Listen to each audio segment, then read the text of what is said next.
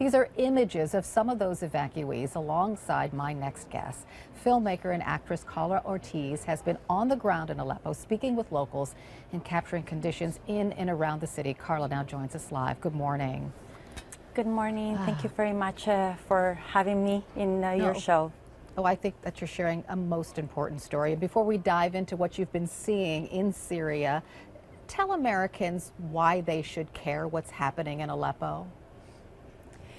You know, I think that many of us have been feeling extremely powerless about all the situation in Aleppo. We've been feeling angry and we've been feeling desperate, but we need to learn how to channel these feelings into real actions.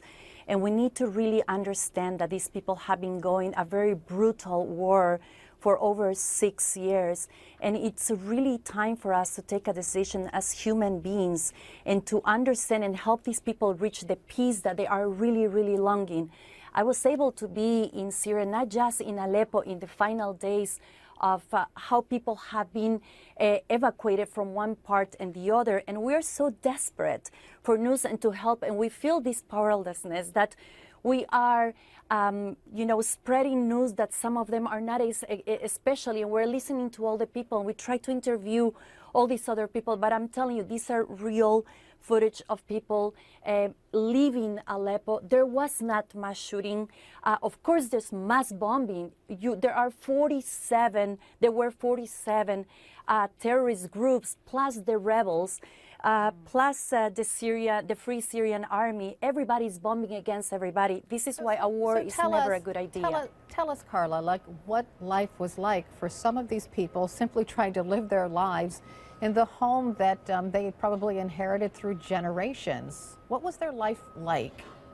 Well, you're talking about one of the oldest cities in the world. You know, it has over 4,000 years. Their stories are stories of tragedy and hope. You would never understand unless you look at the eyes of a Syrian. Their message is actually of love, of peace and forgiveness, and rebuild their homes. And actually, it's very disturbing sometimes for us in the Western that we get this devastation from a different point of view, but they are absolutely sure that they are going to rebuild their homes. When people are crossing from the east to the west, the two words they had is Alhamdulillah and Allah Karim, which is God is generous, and thanks to God. And they tell you how they were starved, how they were deprived from education, how if they would dare to cross to any other side, the terrorists would kill them. How the little girls are being used for that sacred jihad, sexually abused, and it's really it's really way too much. And I can tell you also, I was looking at the previous note about the girl tweeting. It is impossible.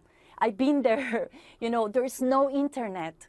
I mean, especially in East Aleppo, there's no electricity for more than 85 days over there. And 3G, only very few people have. I was with people of the United Nations, and I was with people from BBC and everywhere, and you cannot send a tweet when you're in the front lines. So how was Bana able to tweet then, do you think? I don't think, I'm so sorry to tell you this, but I was in Aleppo. I don't think she was in Aleppo. And I understand this whole thing. I want to see real footage. Show me real footage when she's being taken out, and I would believe it. You know, like real girls over there. Why would she be lying about that, or not telling the truth about where she was located? You know, there are 47 groups, like I'm telling you. I was myself. There was a lot of attempts, and I was kidnapped twice, and they make you fearful. And there's a lot of, fearful, and there's a lot of families as well that are, you either do this or you say this or we're going to kill you. You're talking about people that behead people. You're talking about people that don't behave like us. Their human structures are completely different from us. This is why I think they are using, it's not Bana, it's not, I mean, she's just a child. And even, my point is that even terrorists have children, and these children should have a choice. You understand? It's just massive. Everybody's dying. I understand why you might be suspicious, because also in your documentary you say that some of the people boarding those buses meant for evacuees are actually rebels or terrorists themselves. Well, yes. Well, you actually have, you know, I was there for like 10 days on the time of the evacuation. I am watching this, and people are telling you their own stories, and they're telling you, you know, like they tell you like that guy is a terrorist. They say for them it's just Daesh. They don't care if it's a rebel, if it's a free army. They don't care what it is.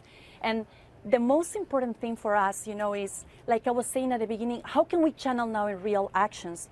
Our politicians need to sit in the Congress and the United Nations as human beings, you know. We need to listen. Probably at the beginning, we are the most powerful nation in the world, and power can create real change. And maybe at the beginning we thought people wanted support, and we supported the rebels, right, and we supported the opposition. But now it's time that we sit and help and listen really the voice of Syria, which is, let's end the war. Please give us peace. Let us go to school. Let our children get educated. I was walking on top of little dead bodies. I had to smell the smell of dead skin.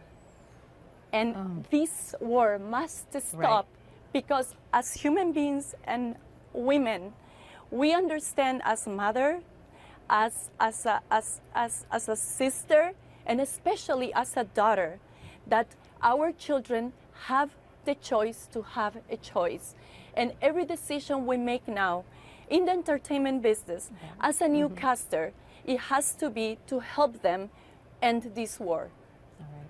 Thank you so much for sharing your experiences within Syria. Carla Ortiz, thank you. I'll be right back.